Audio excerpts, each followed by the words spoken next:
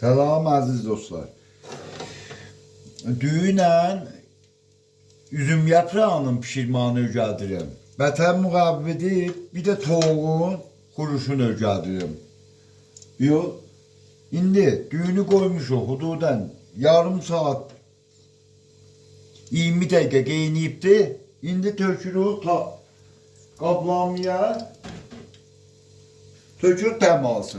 Altına da şöyle perşikon koymuşuq. Bir de bakın düyü tökəcəksiniz. Atsana üzüm yaprağı. Gördü. Yine biraz düyü tökəcəksiniz. Atsana üzüm yaprağı. Gördü.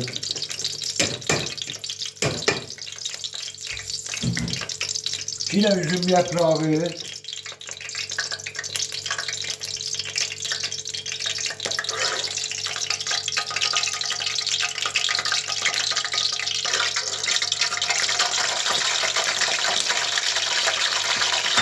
Ondan sonra aslında tuzluyoruz da üstüne.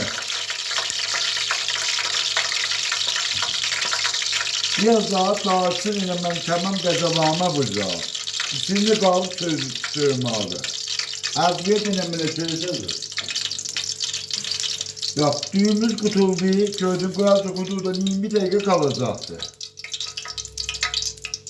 20 dakikadan sonra bizim düğümüz olmadı.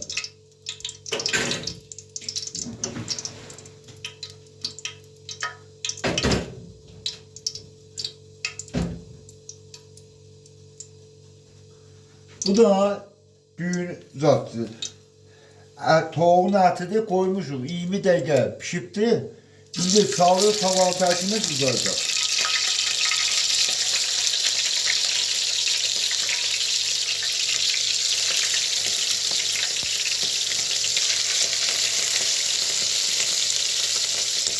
Böyle.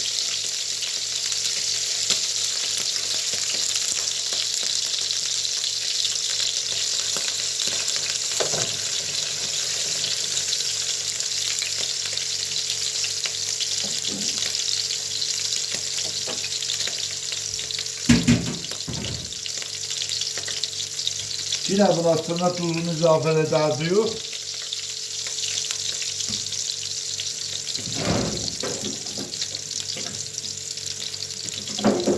Sarı köfte atsana buyuram. Beter kısa sancısına zanı pusuhu suhana beter menfaati var.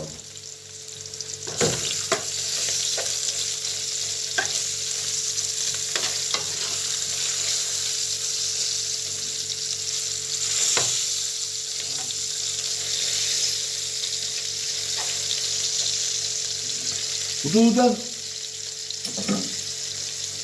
10 dakikada bu kuruşkala zahtı özün tapar.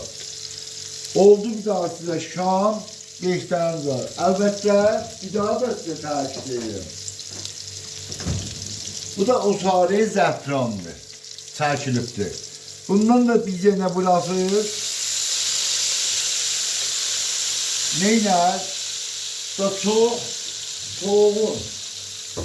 soğukluğun da değilmem yapar. Təqdim ediyorum tamam əzizlərimizə. Ya Ali Allah'a tapşırdı.